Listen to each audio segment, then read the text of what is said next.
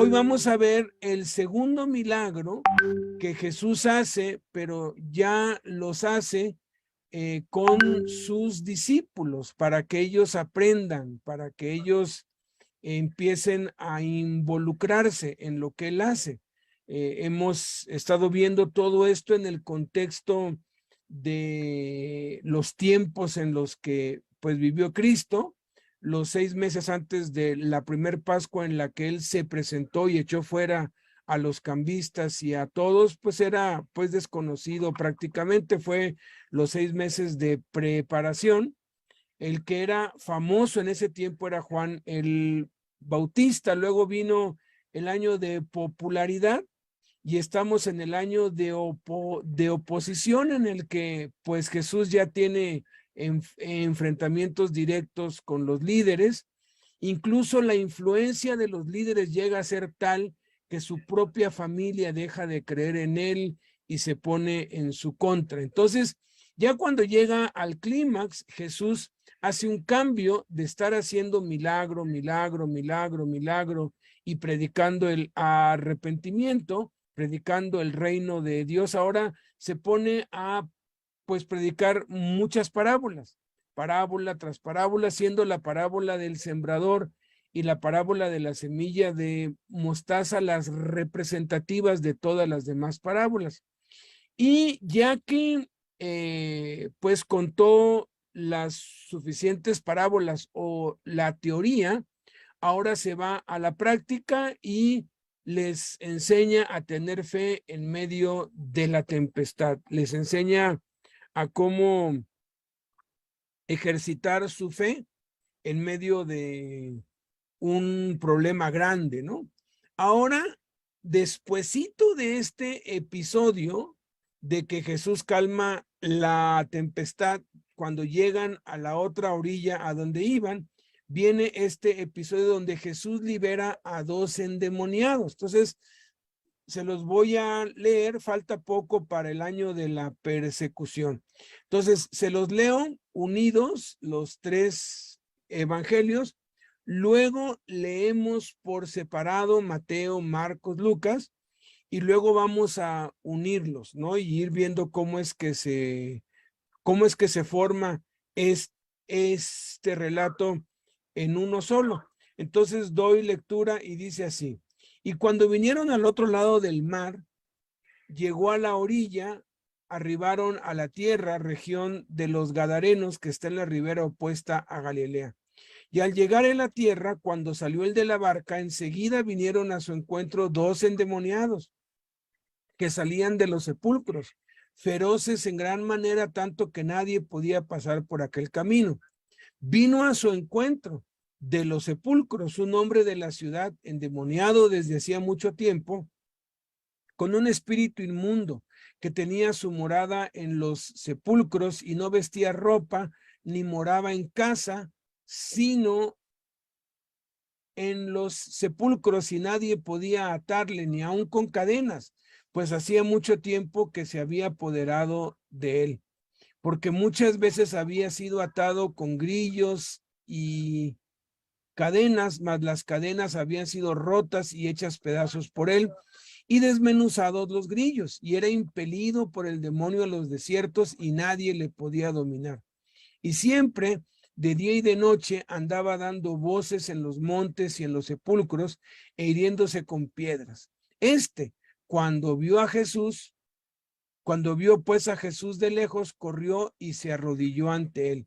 Y al ver a Jesús lanzó un gran grito, y postrándose a sus pies clamaron diciendo: ¿qué tienes con nosotros, Jesús, Hijo de Dios? ¿Has venido acá para atormentarnos antes de tiempo? Y clamando exclamó a gran voz y dijo: ¿qué tienes conmigo, Jesús, Hijo del Dios Altísimo? Te conjuro por Dios que no me atormentes, porque mandaba al espíritu inmundo que saliese del hombre. Le decía: sal de este hombre, espíritu inmundo. Y le preguntó Jesús diciendo: ¿cómo te llamas? Y le respondió diciendo: Legión me llamo, porque somos muchos, porque muchos demonios habían entrado en él. Y le rogaban mucho que no los enviase fuera de aquella región, que no los mandase ir al abismo. Estaba allí cerca del monte, paciendo lejos de ellos un gran hato de muchos cerdos que pasían en el monte, y todos los demonios le rogaron que los dejase entrar en ellos, diciendo: si nos echas fuera, permítenos ir a aquel hato de cerdos, envíanos a los cerdos para que entremos en ellos. Y luego Jesús les dio permiso y les dijo: id. Y ellos, los demonios, salieron, y saliendo del hombre, aquellos espíritus inmundos se fueron a aquel hato de cerdos, los cuales eran como 2000, y entraron en los cerdos, y aquí todo el hato de cerdos se precipitó en el mar por un despeñadero al lago, y perecieron en las aguas, y en el mar se ahogaron. Y aquí entre paréntesis está: y se ahogó, porque eso explica por qué en un relato hay 2 endemoniados y en los otros 2 hay, perdón, hay 1 nada más. Ahorita lo vamos a explicar. Y los que los apacentaban los cerdos, cuando vieron lo que había acontecido, huyeron y dieron aviso en la ciudad y en los campos, y viniendo a la ciudad contaron todas las cosas y lo que había pasado con los endemoniados. Y salieron a ver qué era aquello que había sucedido, y toda la ciudad salió al encuentro de Jesús, y vinieron a Jesús, y ven al que había sido atormentado del demonio y que había tenido la legión, hallaron al hombre de quien habían salido los demonios, sentado a los pies de Jesús, vestido y en su juicio cabal, y tuvieron miedo, y les contaron los que lo habían visto cómo le había acontecido al que había tenido el demonio, cómo había sido salvado el endemoniado y lo de los cerdos. Entonces, toda la multitud de la región alrededor de los Gadarenos, cuando le vieron, comenzaron a rogarle que se fuera de sus contornos. Le rogó que se marchase de ellos, pues tenían gran temor. Y Jesús, entrando en la barca, se volvió, y al entrar él en la barca, el que había estado endemoniado, el hombre de quien habían salido los demonios, le rogaba que le dejase estar con él.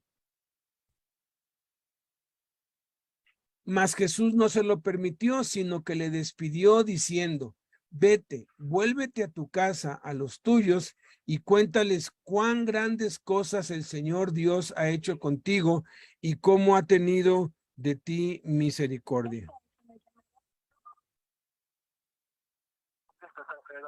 Y él se fue publicando por toda la ciudad y comenzó a publicar en Decápolis cuán grandes cosas había hecho Jesús con él, y todos se maravillaban. Vamos ahora a leer por separado Mateo, Marcos y Lucas. Entonces empezamos con Mateo 8 del 28 al 34. Adelante, Daniel. Sí, de Dios. Cuando llegó a la otra orilla, a la tierra de los Gadarenos, vinieron a su encuentro 2 endemoniados que salían de los sepulcros, feroces en gran manera, tanto que nadie podía pasar por aquel camino, y clamaron diciendo: ¿qué tienes con nosotros, Jesús, Hijo de Dios? ¿Has venido acá para atormentarnos antes de tiempo? Estaba paciendo lejos de ellos un hato de muchos cerdos, y los demonios le rogaron diciendo: si nos echas fuera, permítenos ir a aquel hato de cerdos. Él les dijo: id. Y ellos salieron, y se fueron a aquel hato de cerdos. Y aquí todo el hato de cerdos se precipitó en el mar por un despeñadero, y perecieron en las aguas. Y los que los apacentaban huyeron, y viniendo a la ciudad, contaron todas las cosas, y lo que había pasado con los endemoniados.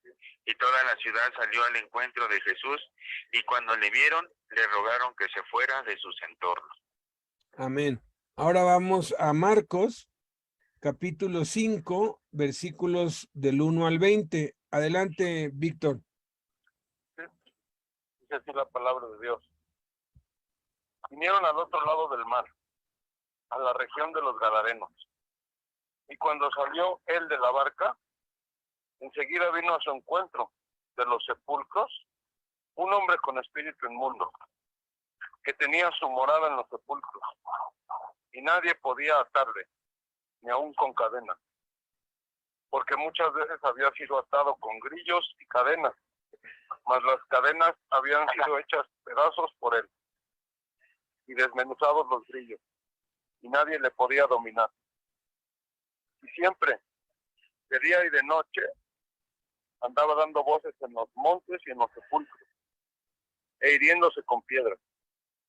Cuando vio, pues, a Jesús de lejos, corrió y se arrodilló ante él. Y clamando a gran voz, dijo: ¿qué tienes conmigo, Jesús, Hijo del Dios Altísimo? Te conjuro por Dios que no me atormentes. Porque le decía: sal de este hombre, espíritu inmundo. Y le preguntó: ¿cómo te llamas? Y respondió diciendo: Legión me llamo, porque somos muchos.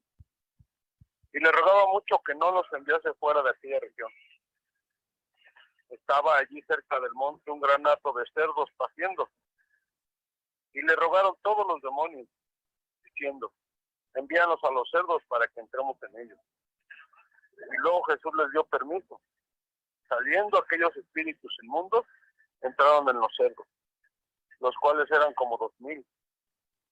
Y el hato se precipitó en el mar por un despeñadero, y en el mar se ahogaron. Y los que apacentaban los cerdos huyeron, y dieron aviso en la ciudad y en los campos. Salieron a ver qué era aquello que había sucedido. Vienen a Jesús, y ven al que había sido atormentado del demonio, y que había tenido la legión, sentado, vestido y en su juicio cabal, y tuvieron miedo. Y les contaron los que lo habían visto, cómo le había acontecido al que había tenido el demonio y lo de los cerdos. Y comenzaron a rogarle que se fuera de sus contornos. Al entrar él en la barca, el que había estado endemoniado le rogaba que le dejase estar con él. Mas Jesús no se lo permitió, sino que le dijo: vete a tu casa, a los tuyos, y cuéntales cuán grandes cosas el Señor ha hecho contigo, y cómo ha tenido misericordia de ti. Y se fue, y comenzó a publicar en Decápolis cuán grandes cosas había hecho Jesús con él. Todos se maravillaban. Amén, amén. Vamos ahora a Lucas 8, del 26 al 39, por favor, Juan Carlos. Dice la palabra de Dios así: y arribaron a la tierra de los Gadarenos, que está en la ribera opuesta a Galilea. Al llegar en la tierra, vino a su encuentro un hombre de la ciudad, endemoniado desde hacía mucho tiempo, y no vestía ropa, ni moraba en casa, sino en los sepulcros. Al ver a Jesús, lanzó un gran grito, y postrándose a sus pies, exclamó a gran voz: ¿qué tienes conmigo, Jesús, Hijo del Dios Altísimo? Te ruego que no me atormentes, porque mandaba al espíritu inmundo que saliese del hombre, pues hacía mucho tiempo que se había apoderado de él, y le ataba con cadenas y grillos. Pero rompiendo las cadenas, era impelido por el demonio a los desiertos. Y le preguntó Jesús diciendo: ¿cómo te llamas? Y él dijo: Legión, porque muchos demonios habían entrado en él, y le rogaban que no los mandase ir al abismo. Había allí un hato de muchos cerdos que paseaban en el monte, y le rogaron que los dejase entrar en ellos, y les dio permiso. Y los demonios, salidos del hombre, entraron en los cerdos, y el hato se precipitó por un despeñadero al lago y se ahogó. Y los que apacentaban los cerdos, cuando vieron lo que había acontecido, huyeron, y yendo dieron aviso en la ciudad y por los campos. Y salieron a ver lo que había sucedido. Y vinieron a Jesús, y hallaron al hombre de quien había salido los demonios, sentado a los pies de Jesús, vestido y en su cabal juicio, y tuvieron miedo. Y los que lo habían visto les contaron cómo había sido salvado el endemoniado. Entonces toda la multitud de la región alrededor de los Gadarenos le rogó que se marchase de ellos, pues tenían gran temor. Y Jesús, entrando en la barca, se volvió. Y el hombre de quien habían salido los demonios le rogaba que dejase estar con él. Pero Jesús le despidió diciendo: vuélvete a tu casa y cuenta cuán grandes cosas ha hecho Dios contigo. Y él se fue, publicando por toda la ciudad cuán grandes cosas había hecho Jesús con él. Ok, muchas gracias, Juan. Ahora vamos a unirlos. Y aquí, pues, no hay muchas coincidencias, hay en realidad pocas, porque los tres relatos agregan muchas cosas que no están en los otros. Dice aquí, y cuando, esto lo dice Mateo, Marcos refiere, vinieron al otro lado del mar, o sea, está asegurando que cruzaron todo el lago. llegó a la otra orilla, dice Mateo, y Lucas dice arribaron, porque no es lo mismo llegar a la playa que desembarcar y amarrar la barca, o sea, ya a arribar, o sea, no estás simplemente pues deteniéndote allí en la playa para ir por víveres, o sea, estás yendo para que te quedes, pues, ¿no? Entonces ellos arribaron a la tierra, región de los Gadarenos. Aquí región únicamente lo dice Marcos, pero de los Gadarenos lo dicen Mateo, Marcos y Lucas. Eso sí es algo que está bien precisado. Y Lucas aclara que está en la ribera opuesta a Galilea. Ellos venían de una gran campaña que había hecho pues Jesús con miles. En esta ocasión, pues Jesús no había hecho ningún milagro con la multitud, o sea, toda la multitud simplemente había ido queriendo ver algún milagro, iban muchos de ellos por el morbo, ya casi toda la opinión pública estaba en contra de él, y pues él simplemente les hablaba cosas que ni siquiera entendían, ¿no? Es como ir a un partido de fútbol y que sea de lo más aburrido del mundo, ¿no?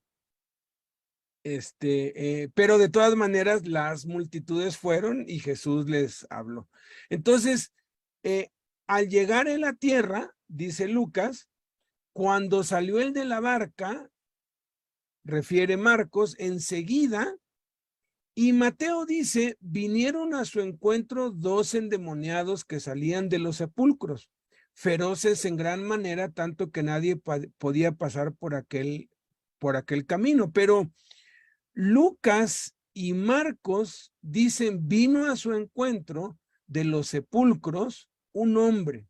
Lucas aclara, de la ciudad. Todo lo que viene aquí, a partir de acá, únicamente está en Marcos y en Lucas.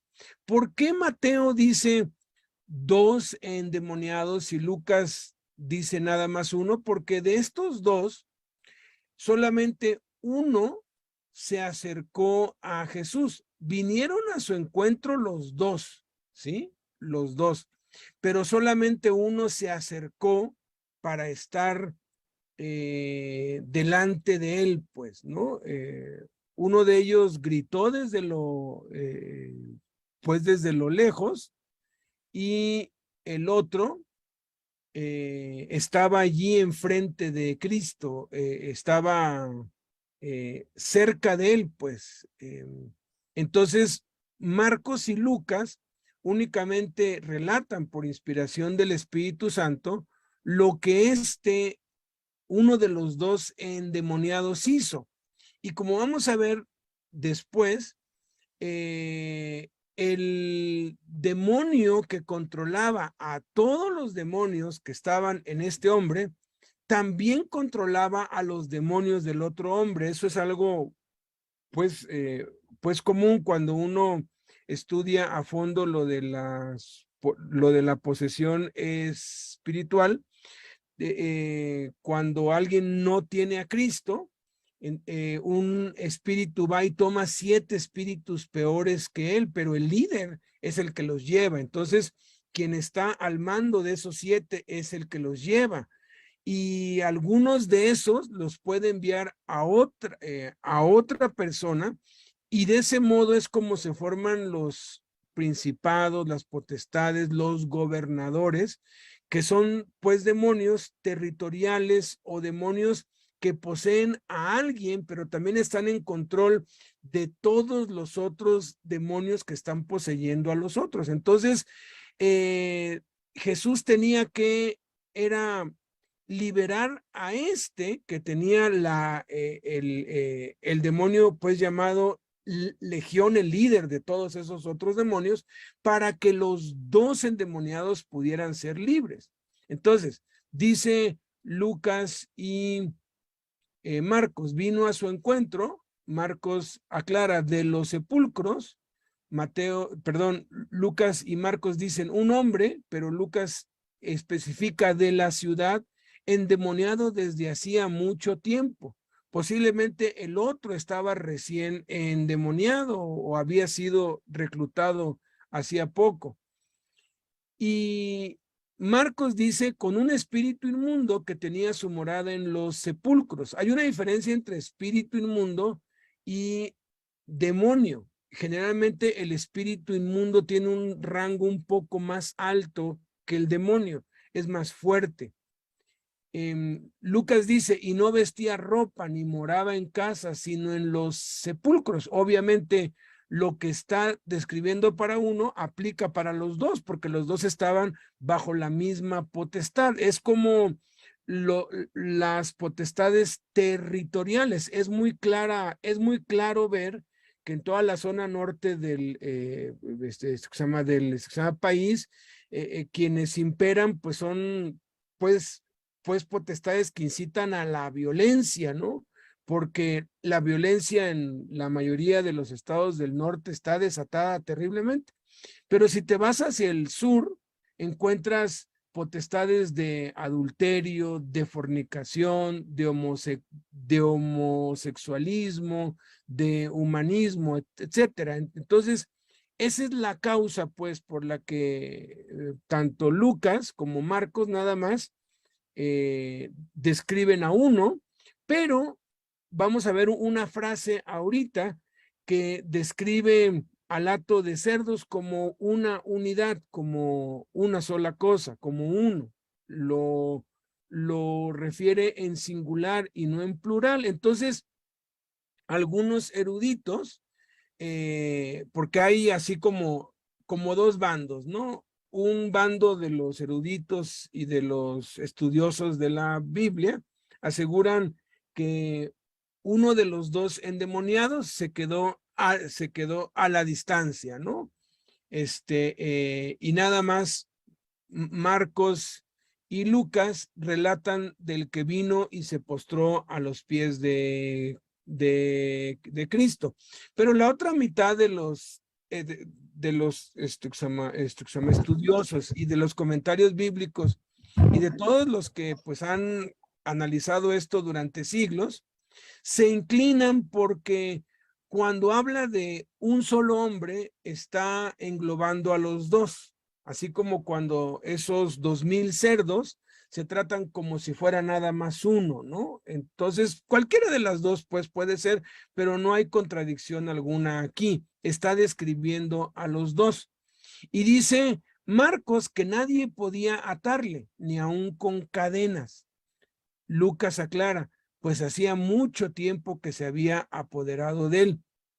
Marcos continúa, porque muchas veces, Marcos y Lucas dice, había sido atado con grillos y cadenas, mas las cadenas habían sido, dice Marcos, Lucas dice rotas, y Marcos dice hechas pedazos por él y desmenuzados los grillos, y Lucas agrega, y era impelido por el demonio a los desiertos, y Marcos afirma, y nadie le podía dominar, y continúa Marcos, y siempre de día y de noche andaba dando voces en los montes y en los sepulcros e hiriéndose con piedras. Refiere Lucas, Marcos dice, cuando vio pues a Jesús de lejos, corrió y se arrodilló ante él. O sea, este es el que llegó a estar presente con Cristo. Yo me inclino más por esta percepción, pues, de que uno se quedó a la distancia y el que vino fue el jefe, y era algo cultural también. Cuando alguien llegaba a una aldea, a un territorio de alguien, quien salía era el jefe, todos los demás se quedaban a la distancia. El que salía era el principal, pues el que pues mandaba, ¿no? Poco a poco fueron acobardándose y ya luego nada más mandaban a un mensajero, pero originalmente eran los reyes quienes encabezaban las guerras y quienes le hacían frente a cualquier pues peligro, y en las aldeas era el líder el que daba la cara por todo, ¿no? Entonces esto concuerda con el contexto general y cultural de esa época, ¿no? Entonces aquí dice, cuando vio pues a Jesús de lejos, corrió, o sea, estaba lejos, los dos estaban de lejos. Entonces, no los dos, sino corrió, ¿sí? Porque estaban a la distancia y se arrodilló ante él. Y al ver a Jesús, o sea, ya al estar enfrente de él, lanzó un gran grito y postrándose a sus pies, dice Mateo, clamaron diciendo, fíjate, el que estaba atrás dijo, ¿qué tienes con nosotros, Jesús, Hijo de Dios? ¿Has venido acá para atormentarnos antes de tiempo? Marcos dice, y clamando, Lucas agrega, exclamó, Marcos y Lucas dicen a gran voz, y dijo, ¿qué tienes conmigo, Jesús, Hijo del Dios Altísimo? Marcos y Lucas lo dicen. Te conjuro por Dios, lo dice Marcos, te ruego, dice Lucas, y Marcos y Lucas dicen que no me atormentes. O sea, aquí ya está hablando el jefe en el grito anterior era el otro hablando a nombre de los dos, ahora acá está hablando el jefe. ¿Por qué? Porque Marcos y Lucas dice que Lucas dice mandaba al espíritu inmundo que saliese del hombre, no dice a los espíritus inmundos, no dice que lo hacía con los dos, lo hacía nada más con uno. Marcos dice lo que le decía, sal de este hombre, espíritu inmundo, ¿no? Aun cuando tenía muchos demonios, era un espíritu inmundo de un rango un poco más alto, de una escala por encima, que estaba comandando todos esos más de 2000 demonios. Marcos y Lucas dicen, y le preguntó, Lucas dice Jesús diciendo, Marcos y Lucas, ¿cómo te llamas? Marcos dice, y respondió diciendo, Marcos y Lucas dice legión, Marcos dice, me llamo porque somos muchos. Y agrega Lucas, porque muchos demonios habían entrado en él. Y le rogaban, dice Marcos y Lucas, Marcos dice mucho que no los enviase fuera de aquella región. Y Lucas añade que no los mandase ir al abismo. Luego dice, estaba, eso está en Mateo, Marcos y Lucas, allí está en Marcos y Lucas, cerca del monte, dice Marcos, paciendo, dice Mateo y Marcos, lejos de ellos, dice Mateo, el gran lo añade Marcos, hato o manada, hato significa manada, lo refieren Mateo, Marcos y Lucas. Muchos nada más está en Mateo y Lucas, pero cerdos está en Mateo, en Marcos y en Lucas. Lucas dice que pasían en el monte y todos, Marcos lo dice, los demonios, lo refiere Mateo, le rogaron. Esto está en Mateo, en Marcos y en Lucas. Que los dejase entrar en ellos, dice Lucas. Mateo y Marcos dice diciendo, Mateo dice, si nos echas fuera, permítenos ir a aquel hato de cerdos. Marcos lo refiere así, envíanos a los cerdos para que entremos en ellos. Y luego Jesús dice en Marcos, pero aquí se une Lucas, les dio permiso. Y Mateo dice que les dijo, id. Y ellos, Lucas añade, los demonios, Mateo sigue, salieron. Marcos dice saliendo, Lucas del hombre, Marcos aquellos espíritus inmundos, Mateo se fueron a aquel hato de cerdos, Marcos los cuales eran como 2000, y Marcos y Lucas entraron en Mateo y Lucas, los cerdos, y aquí dice Mateo, todo el hato está en Mateo, Marcos y Lucas, de cerdos está nada más en Mateo, se precipitó, está en Mateo, Marcos y Lucas, en el mar, dice Mateo y Marcos, nada más, por un despeñadero, lo dicen Mateo, Marcos y Lucas, Lucas añade al lago, Mateo dice que perecieron en las aguas y Marcos dice que en el mar se ahogaron, pero Lucas dice y se ahogó, o sea, el hato se ahogó como si fuera un solo cerdo. pero está usando expresiones que son comunes en la Biblia cuando se está refiriendo a un jefe, ¿no? Cuando se está, pues, refiriendo a un principal, se incluye a todos los que están debajo de autoridad de ellos. Entonces aquí está claro esto, ¿no?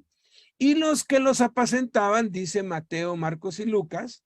Los cerdos, refieren Marcos y Lucas. Lucas dice, cuando vieron lo que había acontecido, huyeron, dice Mateo, Marcos y Lucas. Marcos y Lucas dicen, dieron aviso en la ciudad y en los campos. Y Mateo nada más es el que dice, y viniendo a la ciudad, contaron todas las cosas y lo que había pasado con los endemoniados. Marcos y Lucas dicen, y salieron a ver qué. Marcos dice, era aquello. Marcos y Lucas, ¿qué había sucedido? Mateo dice, y toda la ciudad salió al encuentro de Jesús. Marcos y Lucas dice, y vinieron a Jesús. Marcos dice, y ven al que había sido atormentado del demonio y que había tenido la legión. O sea, como que ellos identificaban de los dos quién era el jefe, quién era el que tenía el mando, el que había tenido la legión. ¿Cómo sabían cuál de los dos era? Lucas dice, hallaron al hombre de quien habían salido los demonios. Marcos y Lucas dicen, sentado. Lucas añade, a los pies de Jesús. Marcos y Lucas dice, vestido y en su juicio cabal, y tuvieron miedo. Y les contaron los que lo habían visto. Y luego Marcos nada más dice cómo le había acontecido al que había tenido el demonio. Lucas agrega, cómo había sido salvado el endemoniado. Marcos agrega, y lo de los cerdos. Lucas añade, entonces toda la multitud de la región alrededor de los Gadarenos, Mateo dice, cuando le vieron. Marcos añade, comenzaron a, y Mateo y Marcos dicen, rogarle que se fuera de sus contornos. Y aquí otra vez la misma expresión de usar un, pues, un sustantivo en plural. Debió haber dicho, le rogaron, pero Lucas veía a toda esa multitud como uno solo, porque obvio había un jefe, pues con ellos tuvo que haber salido el principal, era una ciudad importante de Roma. Le rogó que se marchase de ellos, pues tenían gran temor. Aquí une lo singular con lo plural, dice, le rogó, y luego dice, tenían, ¿no? O sea, entonces es importante que no les quede duda, porque los indoctos y los inconstantes tuercen las escrituras para su propia perdición, y a menudo utilizan este pasaje de Mateo comparado con Marcos y con Lucas para decir que la Biblia tiene contradicciones, pero no las tiene, ¿ok? Entonces dice Lucas, y Jesús entrando en la barca se volvió, y dice Marcos, al entrar él en la barca, el que había estado endemoniado, Lucas añade, el hombre de quien habían salido los demonios. Marcos y Lucas dicen, le rogaba que le dejase estar con él. Mas Jesús, Marcos nada más dice esto, no se lo permitió, sino que le despidió. Eso lo añade Lucas, diciendo, Marcos y Lucas lo dicen, Marcos dice que le dijo, vete, pero Lucas dice que le dijo, vuélvete. Marcos dice, a tu casa, a los tuyos, y cuéntales. Marcos y Lucas dice, cuán grandes cosas el Señor, dice Marcos, Lucas dice Dios. Marcos y Lucas dicen, ha hecho contigo. Marcos dice, ¿y cómo ha tenido misericordia de ti? Y él se fue, lo dice Marcos y Lucas. Nada más Lucas dice, publicando por toda la ciudad. Eso nada más lo dice Lucas. Y comenzó a publicar en Decápolis. Eso lo dice Marcos. Y Marcos y Lucas dicen cuán grandes cosas había hecho Jesús con él. Y termina pues diciendo Marcos, todos se maravillaban. Vamos a ver qué aprendemos a Cristo aquí. Lo primero que aprendemos a Cristo es que Jesús no va a descansar y va a recorrer cielo, mar y tierra para ir por las ovejas perdidas. Yo esto es algo que tengo bastante claro. Si yo no lo hago, Dios no se va a parar. Dios no se va a limitar si yo obedezco o no. Jaime tenía mucho esta frase. El Señor Jesús hace la obra con nosotros y sin nosotros, y realmente a pesar de nosotros. O sea, si el Señor hiciera la obra nada más él con sus ángeles, pues sería mucho más efectiva, pero él decidió hacerla con nosotros, a pesar de que somos un estorbo y de que ahora sí que a veces somos el principal obstáculo nosotros, pero él lo hace y él nos quiere incluir. Yo ya llevo casi 40 años en esto. En mis primeros años yo pensé que Dios me necesitaba, ¿no? Y muy pronto, después de varias caídas, descubrí que yo necesito a Jesús y que cualquier logro, cualquier cosa buena que yo haga, cualquier alma que yo gane, que yo lleve a los pies de Cristo, es porque Él ama a las personas, no yo. Entonces yo no me puedo dar crédito y Él tiene un aguijón especial para cada uno, con lo que nos mantiene humildes, ¿verdad? Con lo que nos mantiene en el piso, para que no se nos suba, para que la soberbia no nos invada y pensamos que somos nosotros o que hay algo especial en nosotros. En nosotros no hay nada especial. Todo es por obra de Jesús. Gadara, es interesante que era una de las ciudades de la región conocida como Decápolis. Decápolis significa 10 ciudades. Su territorio se encontraba a la orilla oriental del mar de Galilea, frente a Tiberias, o sea, del otro lado. La ciudad en sí, un poco más adentro, estaba poblada por judíos, pero eran judíos desobedientes que se habían mezclado con gentiles. De ahí la crianza de puercos que se menciona, ¿no? Los judíos pues no consumían puerco, pero ellos, como era una ciudad, era la capital de Perea, una provincia importante de Roma. Era la ciudad principal y había mucho comercio con los gentiles. El nombre de Gadara no aparece en el Nuevo Testamento, sino el territorio, ¿verdad? Los gadarenos. Los hallazgos arqueológicos indican que esta ciudad era una ciudad helenizada muy importante. El sitio se llama hoy Keis, sigue existiendo hasta el día de hoy. Jesús fue con ellos a pesar de que estaban en desobediencia abierta. El plan de Cristo era alcanzarlos a todos ellos, ¿no? Nosotros somos una raza caída, pero con oportunidad de arrepentimiento y salvación. Y Jesús vino a buscar y a salvar lo que se había perdido.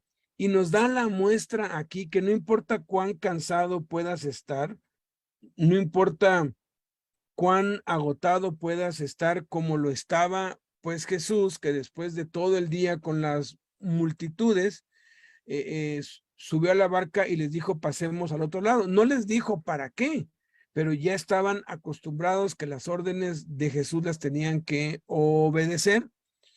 Y estaba tan cansado que se durmió en la barca. Entonces ocurrió el episodio que ya vimos la semana pasada de cuando Jesús calma la tempestad. Él ya sabía que iba a pasar eso y les dio una lección. Ellos ahora están siendo testigos presenciales, están allí experimentando todo junto con él.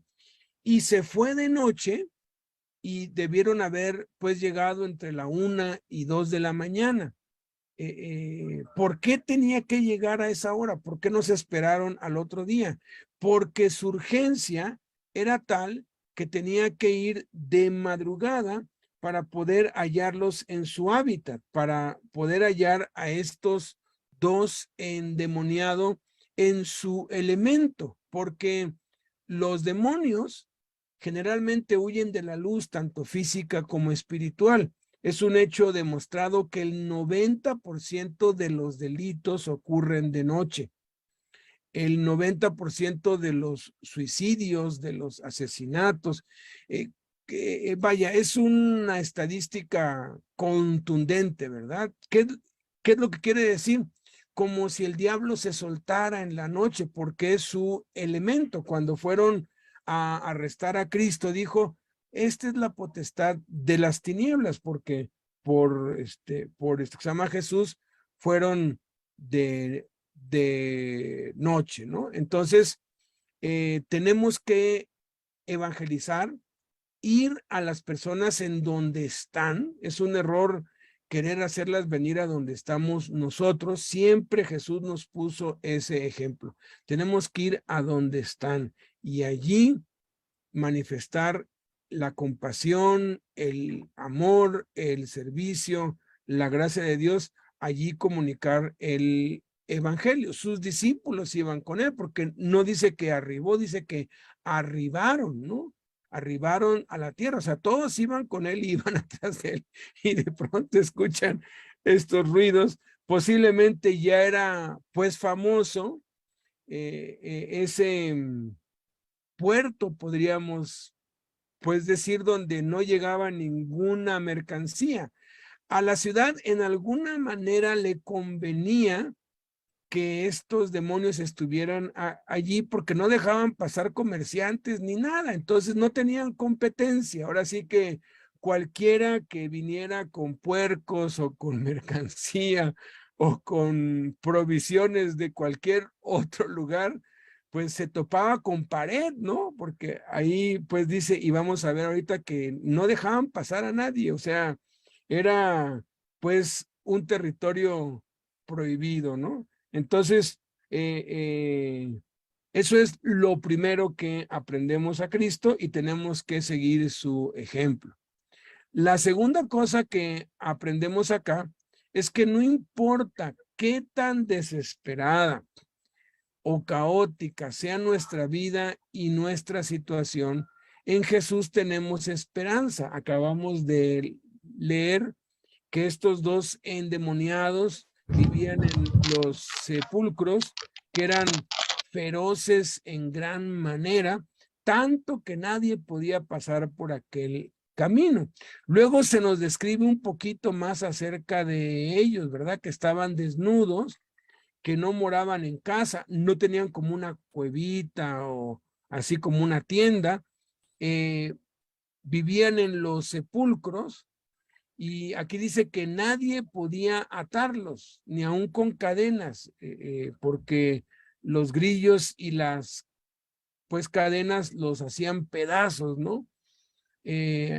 Las rompían. Ya la ciudad había invertido dinero, se habían puesto de acuerdo entre ellos, oye, hay que hacer algo con este. Posiblemente empezó uno y luego reclutó a otro, ¿no? Y entre todos cooperaron para pues comprar las cadenas y los grillos, porque eso cuesta, y entre todos tuvieron que haber, de algún modo lo tuvieron que haber cazado, lo tuvieron que haber rodeado para agarrarlo, ¿no? Y encadenarlo. Entonces, esas son acciones del pueblo, ¿no? Pero por más que lo ataban con cadenas y con grillos, después de todo el esfuerzo para poder emboscarlo y cercarlo y hacer eso, él desmenuzaba esas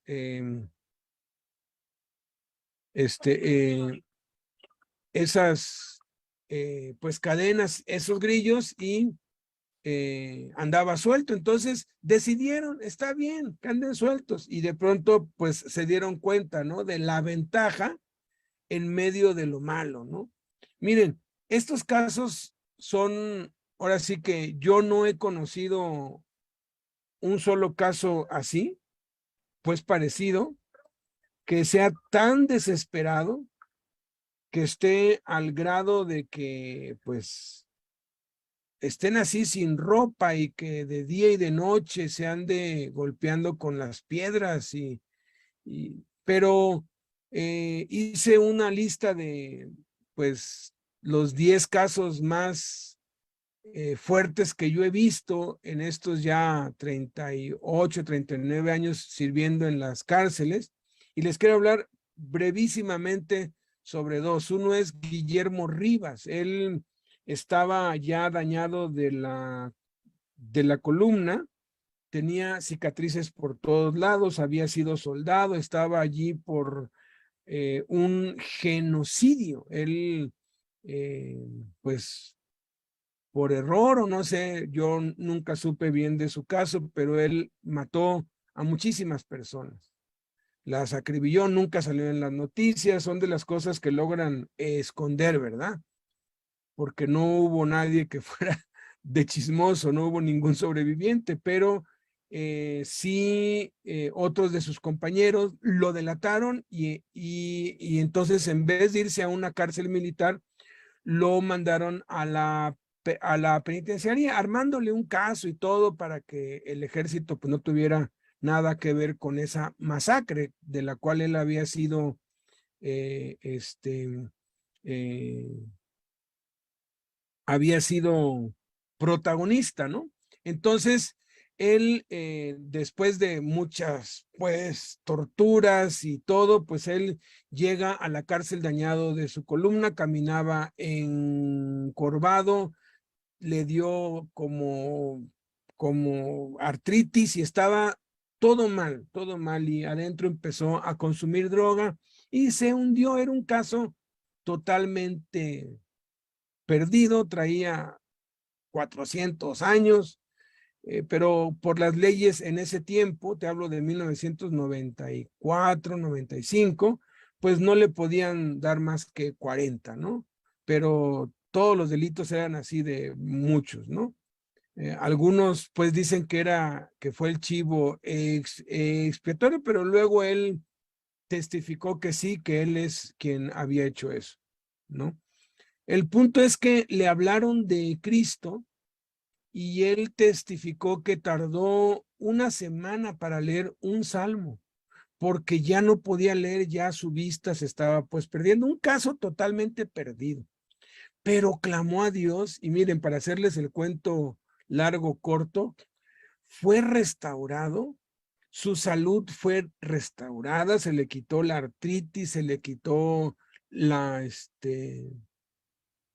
joroba, contradiciendo eso que todos dicen, ¿verdad? Que Dios no endereza jorobados, pues sí los endereza. Empezó a trabajar y nadie le quería dar trabajo porque era un adicto que había pues robado a muchos. Entonces aprendió cómo tallar nombres en nueces. Entonces pues tomaba ahí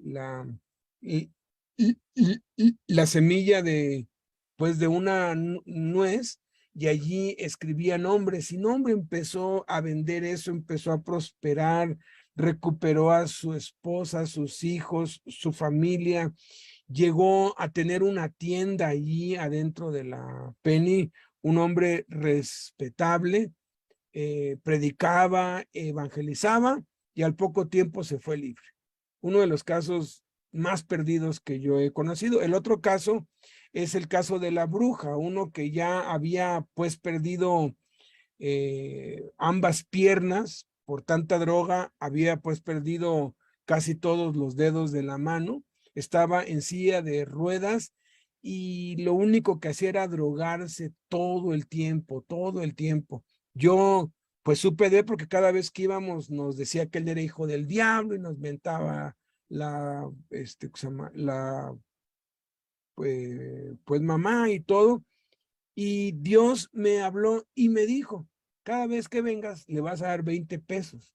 Y 20 pesos en la cárcel es una fortuna, y más te hablo pues del año 2000, 2003, 2004. Obedecí y se los llevaba. Y obvio que lo usaba para droga. Él me dijo, tú sabes que lo voy a hacer. Sí, pero yo estoy obedeciendo. Entonces cada vez que yo iba le daba, y ya cada vez nos insultaba menos, ¿no? Hasta que un día, después de, no sé, como 4 o 5 meses, a veces ni siquiera llevaba y tenía que pedir prestado, porque Dios me había dicho que yo le diera 20 pesos. Yo sabía que lo iba a usar para droga, pero Dios, de veras, Dios está por encima de cualquier prejuicio, de cualquier rollo que uno luego trae, ¿no? Entonces, después de unos meses, él me dijo, oye, ¿cuándo tienes tiempo para que hablemos? Le dije, pues, entro acá, entro allá, a tal hora te veo. Y sí, estaba allí, hablamos como 1 hora, me contó su vida, recibió a Cristo, lloró, recibió el perdón. Y cada vez que yo iba me tomaba unos 20 minutos o una media hora para enseñarle algo de la Biblia, porque pues ¿cómo le puedes hacer tomar notas si ya no tiene dedos, no? Totalmente perdido. Poco a poco pasó como un año y fue dejando la piedra, la coca, los chochos, y me dijo, nomás la mota me queda. Yo le decía, échale ganas, que Dios está contigo. Dejó la mota y me dijo, el cigarro no lo puedo dejar. Le dije, ya lo vas a dejar, ya dejaste cosas más grandes. Dejó el cigarro y entonces me dijo, quiero bautizarme. Lo bautizamos. Tuvimos que cargarlo y meterlo en la tina entre David Gálvez y yo. Cuando yo llegué a la casa ese día, abrí la puerta, mi esposa luego dijo, ¿qué es esa pestilencia? Me dijo, ¿qué traes? Y yo le dije, nada. Se acercó a mí y me dijo, tu camisa apesta a rayos. Yo ya no lo olía porque estuvimos pues cerca de él. No se había bañado en meses. Me quitó la camisa y la sacó afuera y la tiró en la basura. Así de grave estaba él. Su mamá lo fue a ver. Finalmente, aun cuando no había esperanzas de que se fuera libre, se fue libre y ya no he sabido pues más de él. Tiene altos y bajos como todos nosotros, es lo último que yo he oído, pero ahí puedes ver tú la gracia de Dios rescatando a alguien sin esperanza. Entonces, si tú no estás tan así, tan derribado, pues, tan perdido, o sea, si tú no eres un caso así como pues como el Gadareno, o como Rivas, o como la bruja, pues tenemos esperanza, ¿no? Tercer cosa que aprendemos a Cristo, y esto les va a sorprender mucho. A mí me sorprendió cuando lo descubrí hace años. Dios oye las oraciones de todos los que oran a Él, sin excepción, y contesta de acuerdo a su soberanía. Aquí dice que al ver a Jesús, lanzó un gran grito y postrándose a sus pies, clamaron. Fíjate, hablaron con Jesús los demonios. ¿Qué es la oración? Básicamente la oración es hablarle a Dios. Entonces aquí están los demonios orando y están haciendo una petición. Obviamente le hacen aquí una petición que no les contesta, le hacen varias preguntas que no les contesta, porque yo aconsejo mucho que cuando ores le preguntes a Dios, pero no siempre te va a dar la respuesta. Hay muchas respuestas que nos va a dar hasta que estemos en el cielo. Jesús hizo una pregunta en la cruz: Dios mío, ¿por qué me has desamparado? Y lo único que hubo fue silencio de parte de Dios. Pero aquí empieza pues Jesús a hablar con él y aquí le ruegan. Aquí en este episodio vemos tres ruegos. El ruego de los endemoniados, el ruego de los pobladores de Gadara y el ruego del endemoniado liberado. Los 3 ruegos los oyó. Miren, Dios escucha a Satanás. Sí, a Satanás, porque a veces es el diablo el que pone en tu mente esa mentira de que Dios no te va a oír porque tuviste malos pensamientos. Dios no te va a oír porque desobedeciste. Y hay quienes todavía tienen esa idea de que sus oraciones no llegan ni siquiera al techo, como si las oraciones viajaran, ¿verdad? Y se fueran así por la Vía Láctea hasta llegar al tercer cielo. No han entendido que el Espíritu Santo vive en esta tierra y que los que hemos recibido a Cristo tenemos al Padre, al Hijo y al Espíritu Santo dentro de nosotros, y que ni siquiera tenemos que alzar los ojos al cielo para orar, porque Dios escucha nuestras oraciones. Así estemos en pecado, así seamos rebeldes. Dios oye las oraciones de Satanás. Jesús le dijo a Pedro y a los 12, Satanás los ha pedido para zarandearlos. Fíjate, Satanás oró a Dios y le dijo, dame a esos 12 porque los quiero zarandear. ¿Y qué es lo que Dios contestó? Adelante, tómalos. ¿Se acuerdan de Job?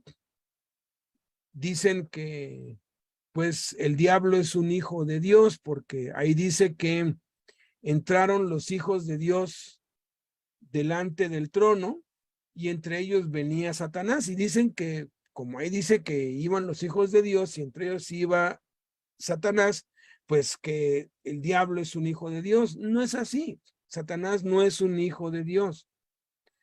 Satanás es el ángel caído, nada tiene que ver con Dios en absoluto, no es hijo de Dios. Pero entonces, ¿por qué dice ahí que venían los hijos de Dios y entre ellos venía el diablo? Es como si de pronto entran a la cárcel un equipo de médicos y todos vienen de blanco, ¿no? Y alguien diga, mira, ahí vienen los doctores de la brigada y entre ellos viene un custodio de negro. El que el custodio venga entre los médicos no lo hace médico. El que Satanás se mezcle entre los hijos de Dios y hable con Dios no lo hace hijo de Dios. Pero presentó una petición ante Dios y fue Dios el que lo retó. Le dijo, ¿no has considerado a mi siervo Job? Y le dijo, pues ¿cómo? Pues si no dejas que yo le haga nada. Y dice, Dios, ok, ve y hazle, pero le puso un límite. Entonces, Dios escucha tus oraciones. Jamás pienses que tus oraciones son en vano. A veces el diablo nos dice, ya para qué oras, no sirve de nada, no pasa nada. Acuérdate, lo que tú oras hoy, lo vas a ver reflejado dentro de 3 o 4 años. Ahorita aguántate. Si hoy te está yendo mal, pues hace 3 o 4 años no hiciste nada para Dios, entonces tienes que aguantarte, tienes que sembrar hoy para que en el futuro pues puedas estar bien, porque tarda años para cosecharse la respuesta, el fruto, pero de que se cosecha, se cosecha. Entonces, Dios oye las oraciones de todos los que oran a Él. Dios no oye las oraciones de los que le oran a la Virgen o a los santos o al Buda o al universo. Esas oraciones no las oye porque no están orando a Él. Pero cualquiera que ore al Dios verdadero, a Jesús, y no a un Jesús pintado, Él sabe todo de todos, pero Él oye los que oran a Él. No se confundan. Tampoco vamos a decir aquí que todo lo que oran los budistas y los mormones y los católicos, Dios los oye, porque no están orando al único Dios, no están orando al Dios verdadero, están orando a un Dios hecho a su imagen de ellos. Pero cualquiera que de pronto sabe quién es Dios y los demonios saben quién es Dios, Dios lo oye. Así que si tú has pensado que Dios no te oye, quítate esa idea de la cabeza. Cuarto, cuarta verdad que aprendemos a Cristo. Las vidas humanas son supremamente valiosas para Jesús, por encima de los bienes y las riquezas terrenales. No sé si tú conozcas algún ganadero o alguien que críe animales para venta, pues borregos o pues cerdos o algo, ¿no? Pero una pérdida de 2,000 cabezas de ganado es una pérdida enorme, enorme. No cualquiera puede llegar a tener 2,000 cabezas de ganado, 2,000 vacas, 2,000 bueyes, 2,000 pues ovejas. En este caso eran 2,000 cerdos. Es curiosa la petición que le hacen los demonios, ¿no? Si nos echas fuera, como poniéndolo en duda, ¿no? O sea, el diablo siempre va a aplicar la duda, si eres el hijo de Dios, ¿no? O sea, si nos echas fuera, ya sabían que los iba a echar fuera, ¿no?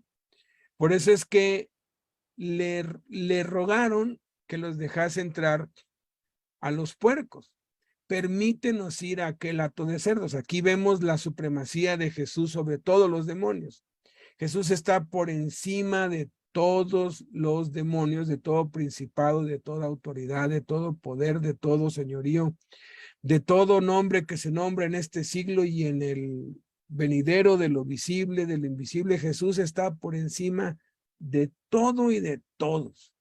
Entonces, ningún demonio puede hacer absolutamente nada si Dios no se lo permite. Necesitan el permiso de Dios para hacer cualquier cosa. Por eso es que si tú eres hijo de Dios, si tú tienes un pacto con Dios, entonces tienes que entender que cualquier adversidad, cualquier prueba, cualquier tribulación viene de parte de Dios para probar tu fe, para hacerte crecer, para bendecirte. A los que amamos a Dios, todas las cosas nos ayudan para bien, pero eso no aplica para todos, ¿eh? Hay quienes han malinterpretado y mal parafraseado ese texto que dice, no hay mal que por bien no venga. No, eso no es lo que dice Romanos 8:28. Empieza diciendo Pablo, y sabemos que a los que aman a Dios, todas las cosas les ayudan para bien. Esto es, a los que conforme a su propósito son llamados. Y hay aquí dos condiciones: amar a Dios, al Dios verdadero. Alguien que no tiene un pacto con el Dios verdadero, pues no lo puede amar porque no lo conoce. Entonces las cosas, ahora sí que va de mal en peor.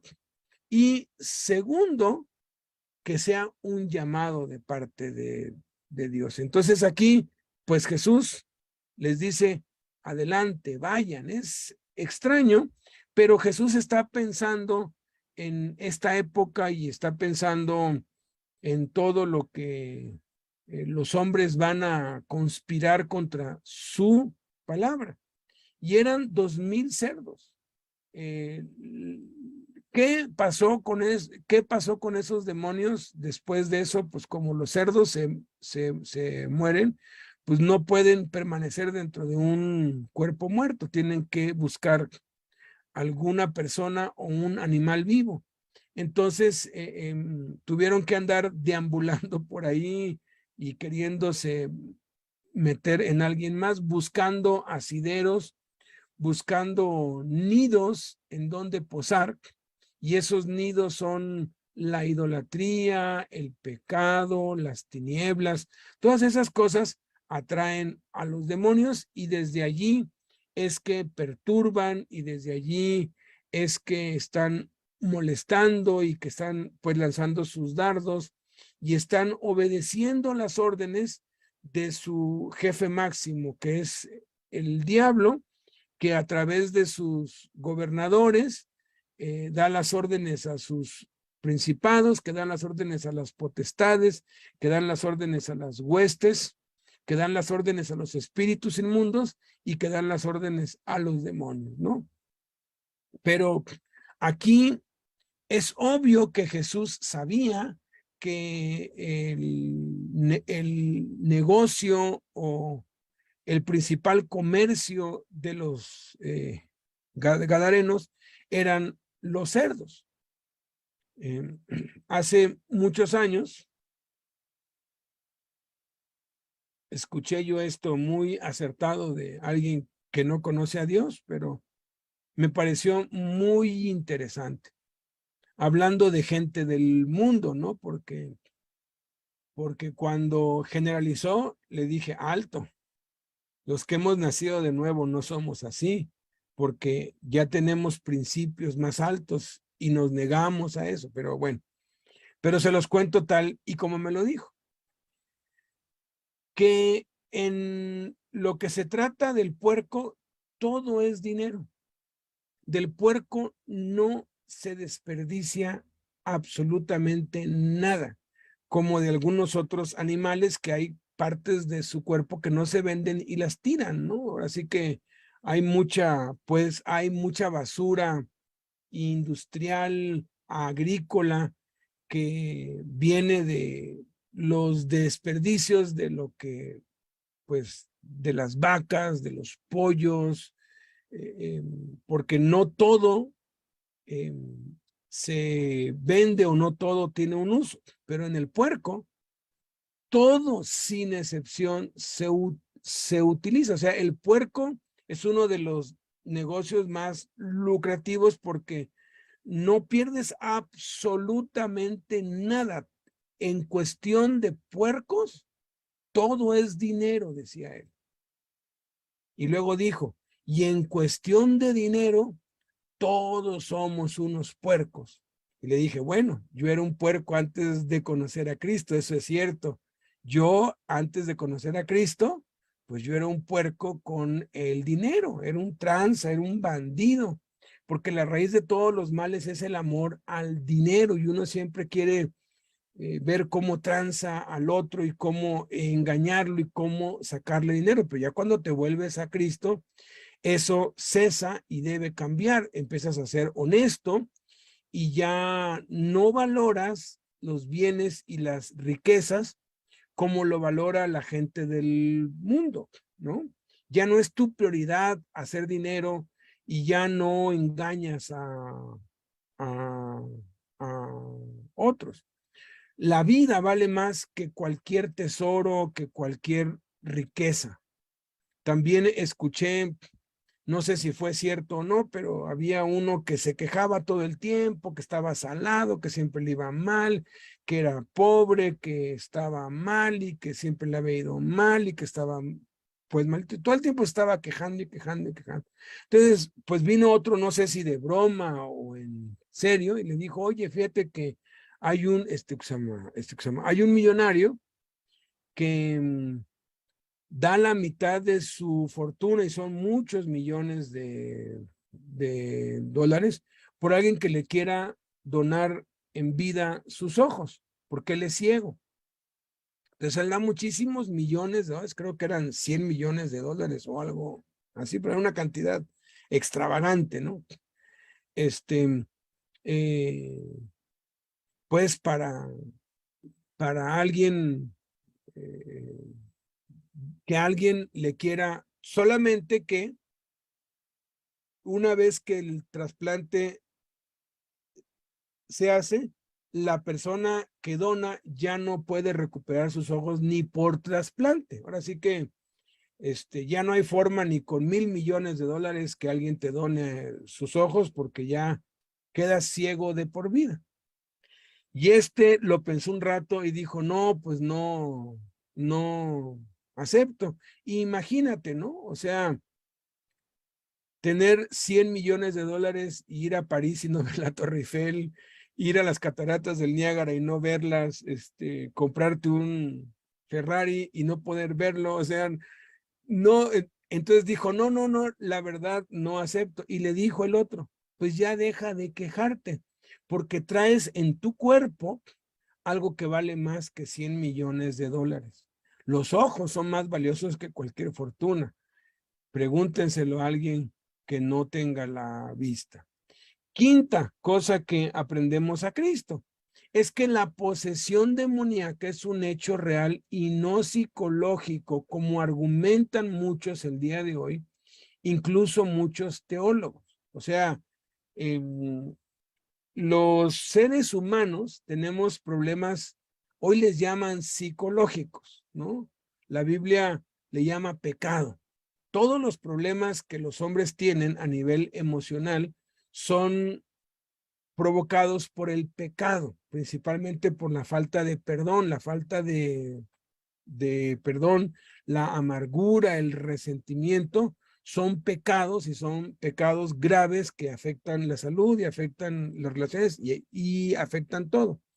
Hoy quieren hacernos creer que la psicología descubrió eso. No es cierto.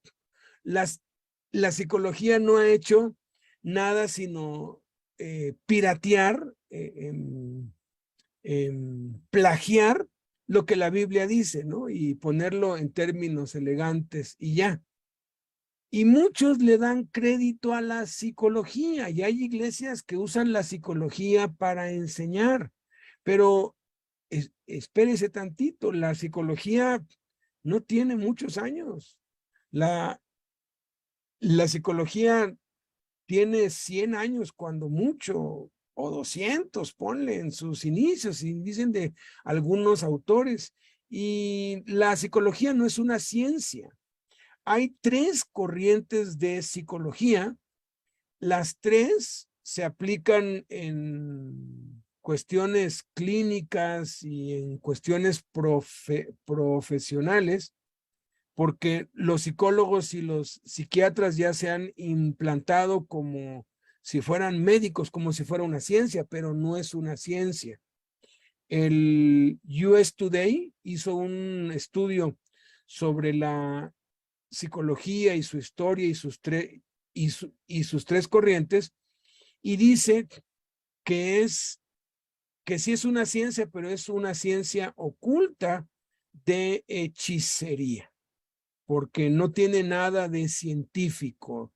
Y a lo que recurren es a drogas y a químicos para apaciguar ciertas conductas y ciertos trastornos, pero no están curando nada, simplemente están apaciguando, apagando mediante drogas lo que tiene su raíz en el pecado.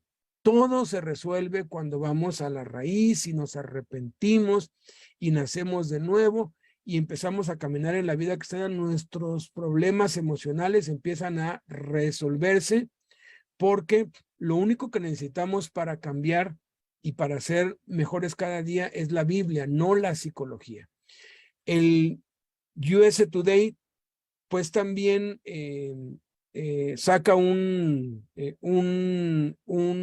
análisis de lo que practican los psicólogos hoy, y dice que una tercera parte sigue la corriente de Sigmund Freud, otra tercera parte la del otro y la otra la de otro. Son 3 y las 3 se contradicen abiertamente, o sea, se contradicen así cañón, pues. Y cada uno de los 3 descalifica a los otros 2. Cada uno de los 3 dice que los otros 2 están mal y que lo que ellos enseñan no sirve. Y entonces, ¿cuál de las 3 corrientes es buena? Miren, ninguna. La psicología, yo te puedo asegurar que es una herramienta, y perdón, de verdad no quiero ofender a ningún psicólogo. Conozco psicólogos cristianos que se han dado cuenta de esto, porque ellos estudian eso y lo evidente es evidente y no se puede tapar el sol con un dedo, pero pues ya lo estudiaron y de eso viven, ¿no? Y lo que muchos psicólogos cristianos que yo conozco que están consagrados a Cristo, lo que hacen es maquillar el evangelio para presentárselo a la gente, y como si fuera psicología les dan el evangelio de Cristo y no utilizan las técnicas que la psicología les manda, ¿no? ¿Por qué? Porque saben que eso no funciona. Muchos dicen, no, que la psicología nos ayuda. No es cierto. Lo único que nos ayuda es la palabra de Dios. Eso es mentira. La psicología más bien te confunde, te trastorna, te aleja de Dios. En ese USA Today hay varias teorías conspiratorias en donde pues sean los oligarcas o quienes estén controlando el mundo, promovieron eso para tener control sobre la gente, pero pues sabemos quién está detrás de todo eso, que es el diablo, ¿no? Que quiere confundir a la gente. En vez de que alguien con trastornos emocionales busque a Dios, va con un psicólogo y le paga, encima sale carísimo. Y le paga ¿para qué? Para que lo confunda y lo trastorne más, ¿no? Y acabe dándole drogas que lo van a mantener, pues, apaciguado, pero es algo temporal. Entonces, perdóneme, no quiero hacer sentir mal a nadie, pero la psicología no funciona.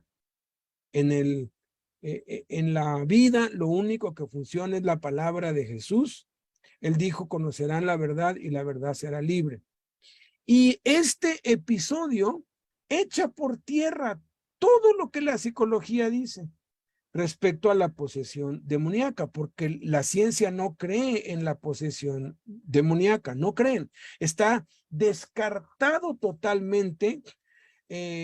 Llaman y dicen, es que en los tiempos de antes, como no entendían, y usan el ejemplo de que se creía que una enfermedad era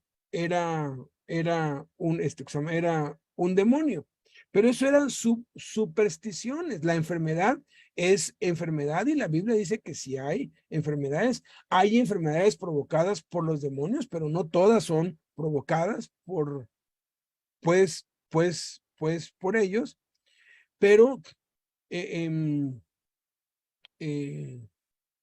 diferencia entre actividad demoníaca y enfermedad. Entonces dicen, no, pues es que los antiguos creían que que una gripa era por un demonio. Igual es con la posesión demoníaca y la descartan. Y aquí está el ejemplo clarísimo de que no puede ser, porque si alguien no tiene trastornos emocionales son los animales. Si los animales tuvieran trastornos emocionales, ya se hubieran rebelado contra nosotros y habrían hecho mítines y no hombre, ya nos habrían invadido y ahora sí que se habrían rebelado contra nosotros, pero no tienen conciencia. Y si no tienen conciencia, no tienen entonces problemas emocionales, ¿no? Entonces, ¿qué pasó aquí con estos 2,000 cerdos que decidieron suicidarse? Fue porque los demonios estaban dentro de ellos. No fue decisión de los cerdos. Los cerdos no tienen conciencia. Fueron los demonios los que los incitaron, los que los controlaron para que se despeñaran, para que se suicidaran colectivamente. Esto es algo que no tiene explicación científica, porque los demonios sí existen y la posesión demoníaca sí es real el día de hoy. Número 6, sexta cosa que aprendemos a Cristo aquí, es que los materialistas se oponen a la obra de Dios e influencian a otros para oponerse.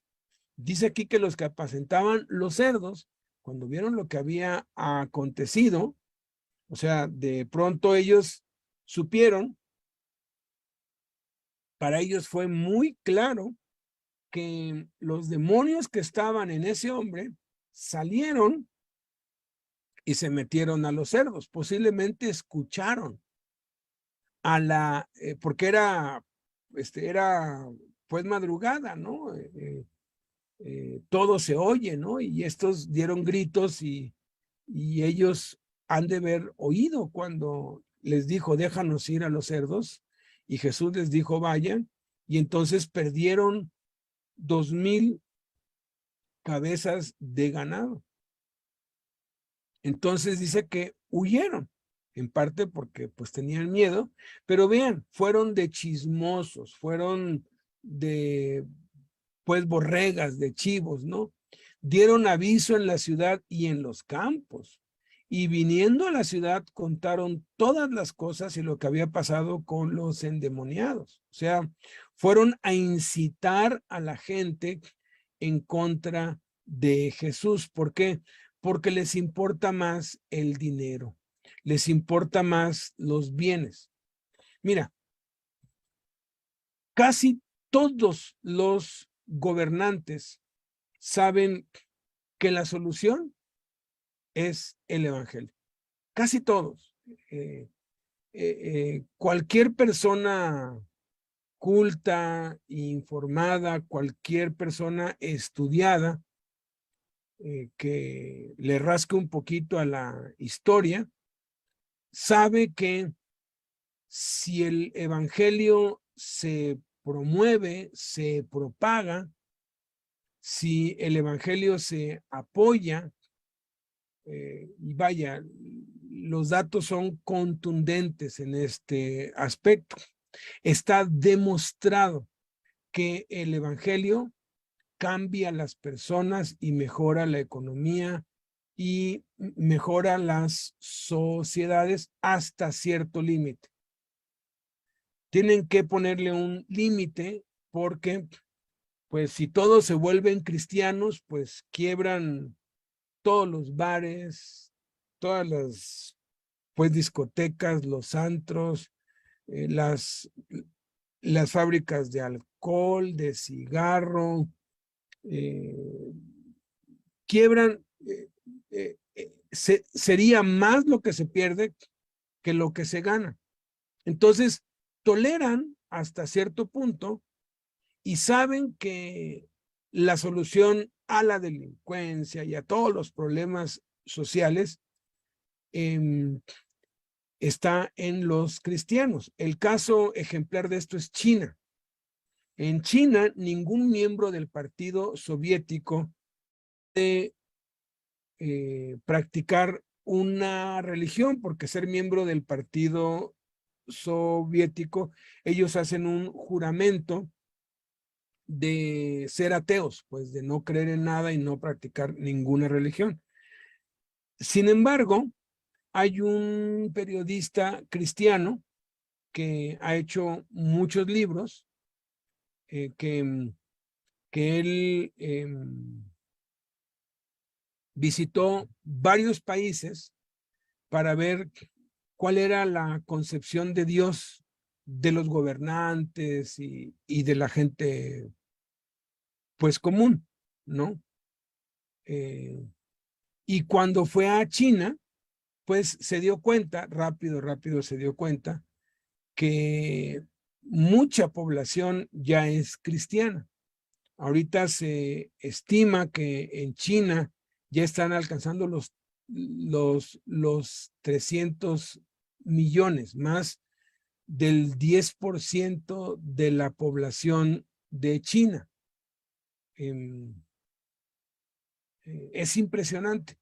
Y supo de varias fuentes que muchos miembros del Partido Comunista que trabajan en el aparato gubernamental son cristianos. Entonces habló con con uno de los ministros allí del trabajo, pues comercio, le dijo, oiga, ustedes saben que por lo menos una tercera parte de los empleados que ustedes tienen ya abrazaron la fe cristiana. Y le dijo, sí. Y le dijo, pero eso no va en contra de sus estatutos y de sus postulados. Y dijo, sí. ¿Y qué es lo que se debe hacer en un caso así? Pues inmediatamente despedirlos, ¿no? Pero cuando nos dimos cuenta, pues ya eran muchos, dice. Y si los despedimos, colapsa la economía de China. ¿Por qué? Porque estos empleados son los más eficientes, los más honrados, los más puntuales. De hecho, esta tercera parte hace el trabajo por todos y no los podemos despedir. Y luego le dijo, pero entonces, ¿por qué sigue habiendo persecución? ¿Por qué siguen prohibiendo, encarcelando y persiguiendo? Y le dijo, pues bueno, es que por un lado, pues mantenemos a eso para que no colapse la economía, pero tenemos que detener a los otros también para que la economía no colapse, porque si dejamos que todos tengan acceso, de igual modo nuestra economía se colapsa. Eso es lo que tuvo que hacer Rusia. Rusia eliminó el cristianismo completamente y empezó a irse para abajo y tuvo que permitir cristianos trabajando en sus empresas, en sus fábricas, en el gobierno, para poder sostener las cosas, pero hay cierto límite, o sea, hay cierto límite. Ellos evalúan los pros y los contras. Y cuando el evangelio empieza a afectar económicamente a los que producen cosas para el pecado, es cuando la persecución viene. En el reclusorio Oriente, por darles un ejemplo, y esto pues me lo pueden pues ratificar algunos de los que están aquí. Cuando empezamos, pues como que no había tanta bronca, ¿no? Pues déjalos, ¿no? Total, hay que hagan su show y todo. Pero empezó a crecer, a crecer, a crecer, a crecer. Y de pronto se volvió un fenómeno que en las noches se congregaban muchísimo más de los que se congregaban cuando nosotros íbamos. En los dormitorios. Una autoridad a mí me dijo que ellos fueron a hacer como un censo y aproximadamente contaron, cuando en ese tiempo la población era de 15,000, contaron más de 4,000, casi 5,000. O sea, estamos hablando de la tercera parte de la población de la cárcel que estaban reuniéndose así para orar y para cantar y para escuchar algo de la palabra de Dios 1 hora en las noches, por iniciativa propia. ¿Y qué es lo que ha pasado a partir de ahí? Han empezado a poner obstáculos, trabas para que entremos a ellos. Les ponen también trabas. Muchos tienen que pagar para poder ir a una reunión o para tomar un curso, porque todo, cuando afecta los intereses, obviamente, más cristianos, pues menos consumo de alcohol, menos consumo de droga, pues ya no les, o sea, ya les afecta, entonces se oponen e influencian a otros para que se opongan, ¿no? Séptima cosa que aprendemos a Cristo es que el mundo le teme más a la obra de Dios que al diablo mismo. O sea, ellos ya se habían acostumbrado, o sea, pues ya decían, pues ya déjalos ahí, en ese panteón ya no enterraban a nadie y les ahuyentaban a cualquier competidor, entonces ya se habían acostumbrado a que los demonios estuvieran ahí. Dice que cuando salieron a ver qué era aquello que había sucedido, toda la ciudad, o sea, miren, cuando la Biblia dice toda la ciudad, es toda la ciudad, no está hablando alegóricamente. Las ciudades no eran muy grandes en ese tiempo, no eran así de cientos de miles como hoy. Yo me acuerdo cuando yo pues tendría unos 12 años o 13 años, mi hermana venía contenta y dijo, nos vamos para Coita. Coita es una ciudad pequeñita como de 7,000 habitantes, 8,000 en ese tiempo, no sé cuántos tenga hoy. Dijo, porque viene Verónica Castro, creo que era prima o pariente del presidente municipal allí y él había invitado, iba a venir a presentarse en Tuxtla, pero iba a estar en Coita, ¿no? Allí en la plaza. Entonces, yo fui con mi hermana y nos quedamos en casa de una amiga de ella que vivía allí en Coita, ¿no? Y de y de pronto pasó alguien corriendo, ya llegó, y todo el mundo empezó a salir. Yo vi multitudes saliendo de sus casas y yéndose hacia la plaza pública, hacia el kiosco, para ver a, pues, Verónica, y ahí voy yo, pues, con mi hermana, ¿no? Y ya cuando estamos allá, me dice, se me olvidó la cámara, la dejé en el cuarto, y yo salí corriendo en sentido contrario de toda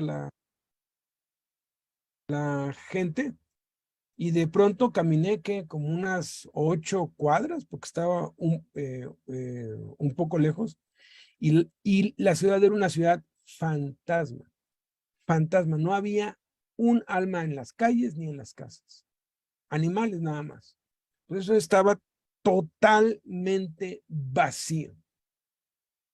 Toda la ciudad fui por la cámara, y luego, no, hombre, para llegar a donde estaba ella fue un lío porque la gente pues no me dejaba pasar, y, o sea, era una multitud, toda la ciudad, o sea, toda la ciudad.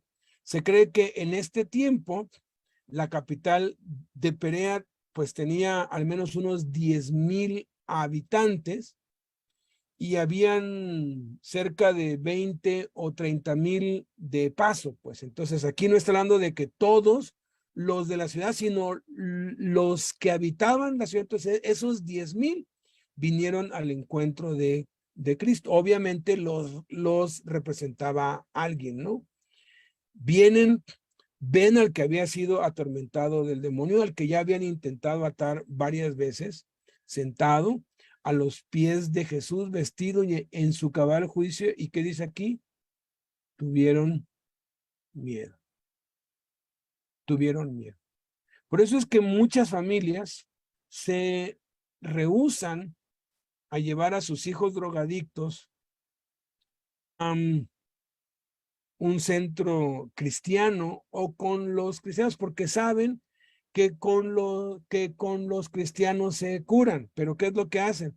Pues los llevan a los anexos y los llevan aquí y allá, porque quieren que su hijo sí deje las drogas y el alcohol, pero si se convierte a Cristo les va a afectar también a ellos, porque ellos también van a tener, y ellos quieren seguir con su estatus de vida, ellos quieren seguir con su pecado, pues. Entonces, por eso es que rehúsan el evangelio, les da miedo que se convierta uno de sus hijos, entonces mejor le huyen a eso y recurren a otras cosas que tampoco funcionan. Bueno, todos los que están en los teléfonos lo saben, muchos me han dicho, a mí me llevaron a anexos y a grupos y con psicólogos, psiquiatras, instituciones mentales, algunos, y nada de eso funcionó, porque nada de eso funciona.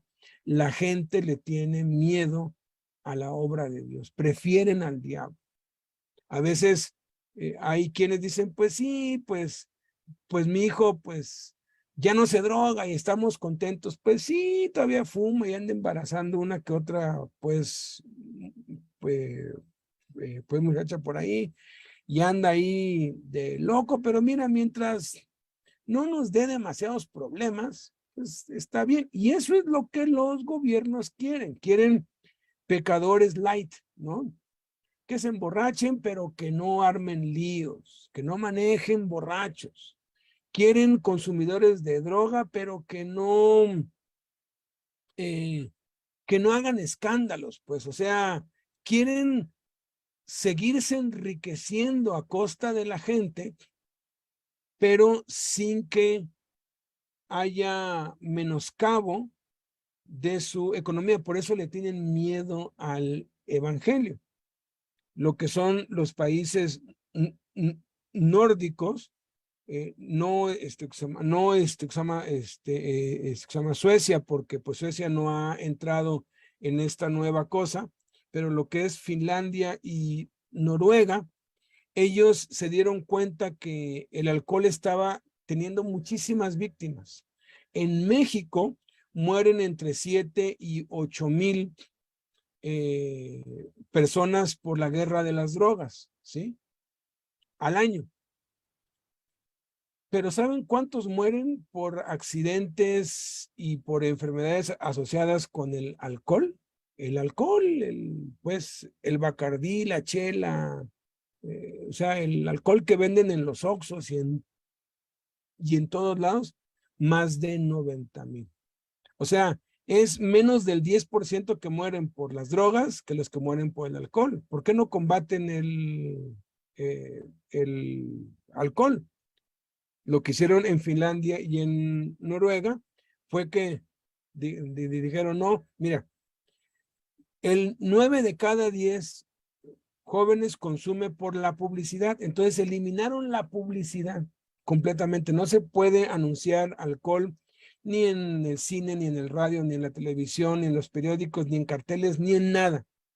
Y en 5 años disminuyeron al 70% las muertes. Ahorita ya van como en el 80 y tantos, y han hecho un cambio de fondo. Obviamente, eso le da muchísimo menos dinero al gobierno.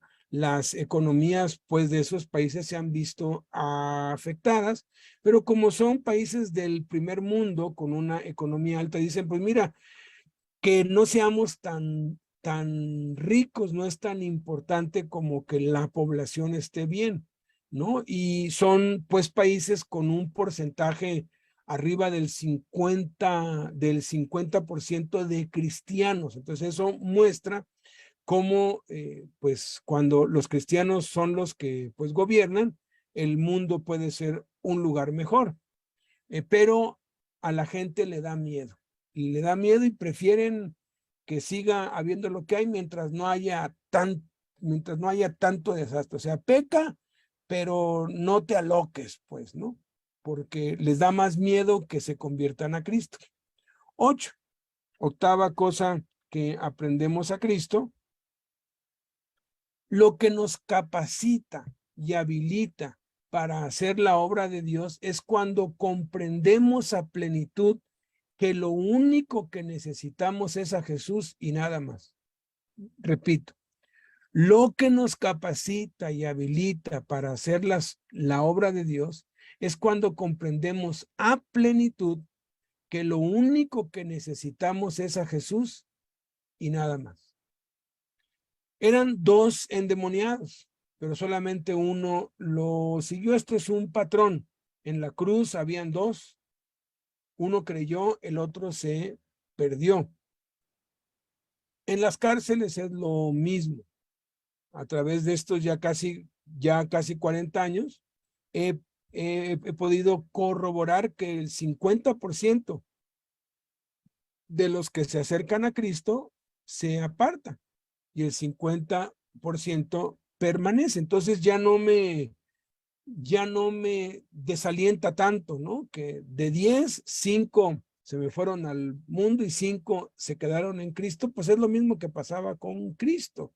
A él de 2 le quedaba 1, ¿no? En un caso, pues, de 10, nomás 1 volvió de los 10 leprosos. El punto es aquí que uno de los 2, pues cuando fue sano, simplemente se fue, posiblemente con su esposa, con sus hijos, a buscar un trabajo, etcétera, ¿no? Pero el otro entendió, este es Dios. Nadie podía haber hecho esto más que Dios. Entonces, este es el Mesías. Entonces, si tú tienes a Dios, si alguna vez te has planteado esto, plantéatelo y sé honesto. Si tuvieras físicamente a Dios delante de ti y le pudieras pedir cualquier cosa, ¿qué le pedirías? Y tienes que ser muy honesto. Algunos lo que le pedirían es quítame esta enfermedad crónica que ya no aguanto, o mi hijo que anda en las drogas, conviértelo, o pues dame una esposa, los que son solteros, o regrésame a mi esposa, los que ya por sus malas decisiones perdieron a su familia. Algunos igual pues pedirán una casa, un carro o algo. Hay que ser honestos, hay que ser bien transparentes. Jesús lo sabe y no hay nada de malo. Simplemente aquello que tú pides denota falta de crecimiento espiritual. A veces somos hipócritas y decimos, no, yo nada más como Salomón pediría sabiduría. No es cierto. No, o sea, no. Hay que ser honestos. ¿Por qué? Porque tu vida actual demuestra lo que harías si tuvieras acceso a pedir lo que sea. Entonces, este hombre pudo haber pedido lo que fuese. El otro simplemente se fue, no creyó en Cristo, pues qué bueno, qué padre, pues ya estoy libre, pues ahí nos vemos, ¿no? Aquí se rompió una taza, cada quien para su casa. Pero este hombre entendió muy rápido, como tenía mucho tiempo así, igual todo ese tiempo en sus ratos de conciencia clamaba a Dios y solo le pidió una cosa: déjame estar contigo.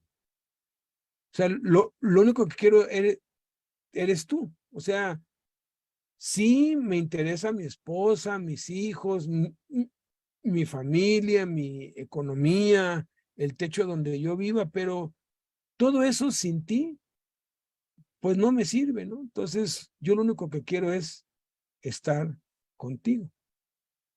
Y aquí es donde vemos que él ya estaba listo para ir a hacer la obra de Dios. Cuando ya su máxima prioridad era Dios.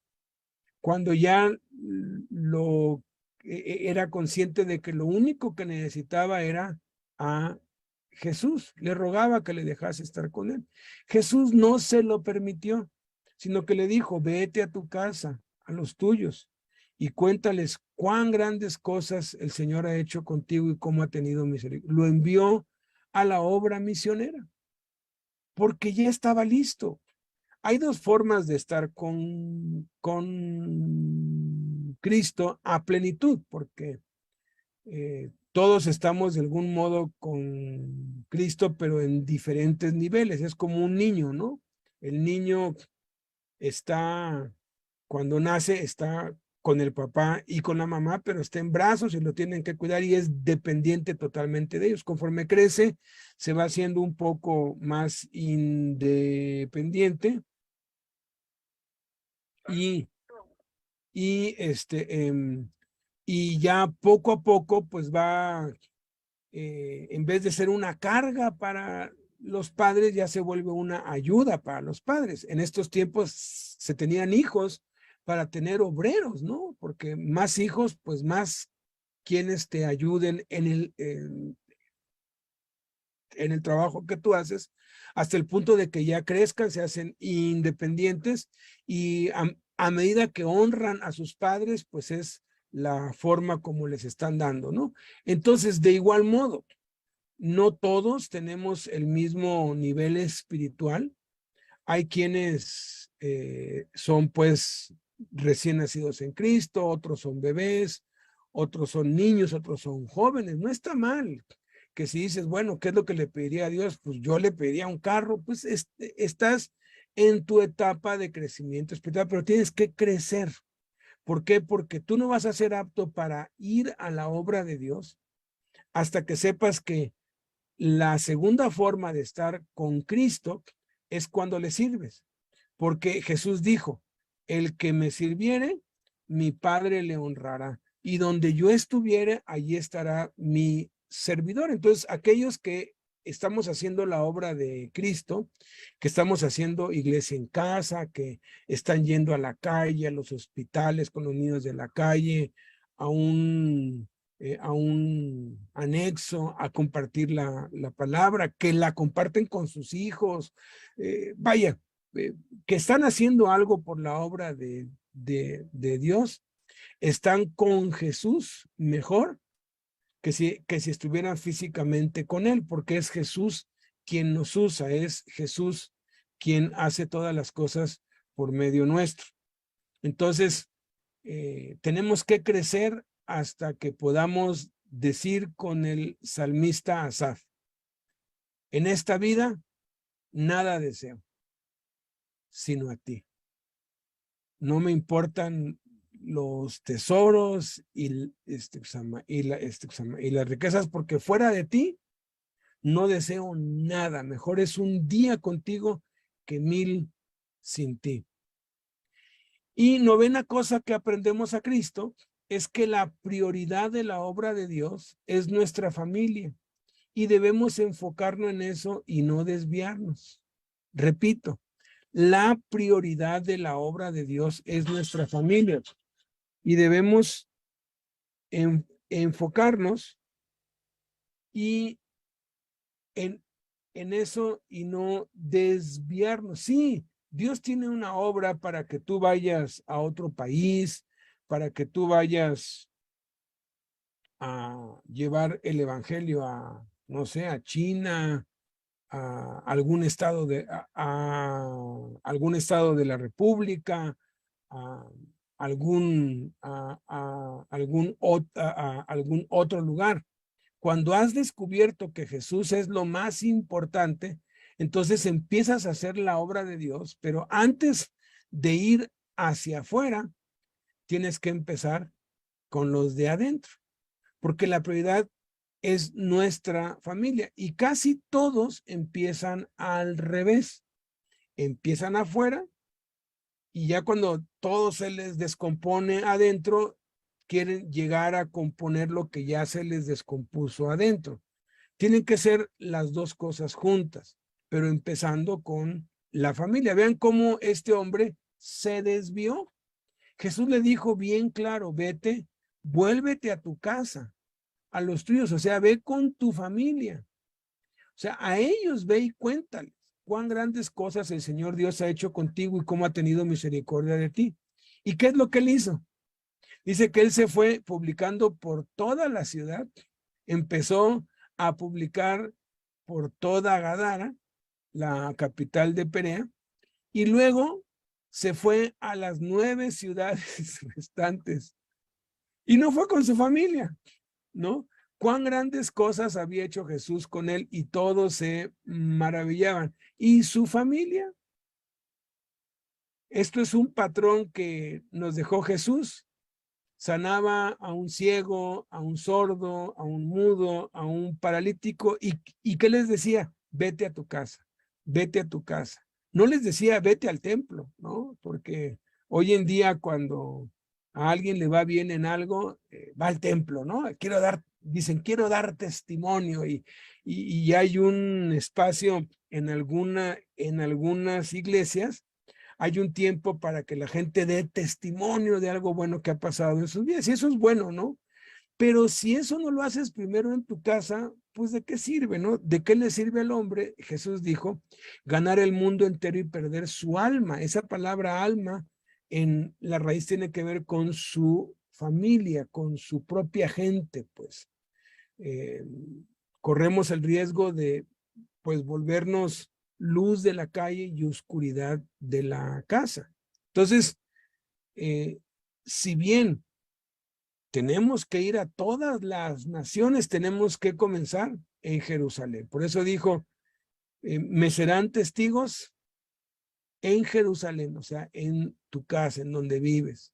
Después de allí, sigue Samaria, luego Judea y hasta lo último de la tierra. Entonces, si tú tienes un llamado de parte de Dios para salir, o sea, tú dices, no, pues yo creo que sí tengo el llamado para ir a otro estado, a otro país, para ir a otro lugar, para dejar todo como Abraham, pues dejó todo y como muchos de los, pues de los profetas y de los apóstoles y de los cristianos dejaron todo, como los misioneros lo han dejado todo para llevar el evangelio.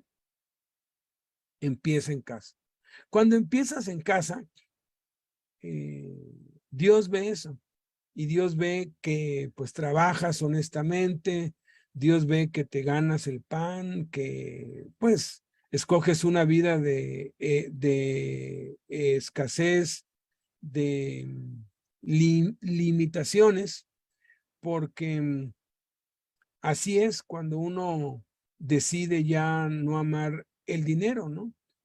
Y se contenta uno con eso, tiene uno sustento y abrigo, y uno no sabe que se está preparando para la obra misionera, porque cuando uno se contenta con lo que tiene y sabe que si tiene a Cristo lo tiene todo, pues ya pues no importa con que haya tortilla y frijolitos, con eso nos la hacemos, ¿no?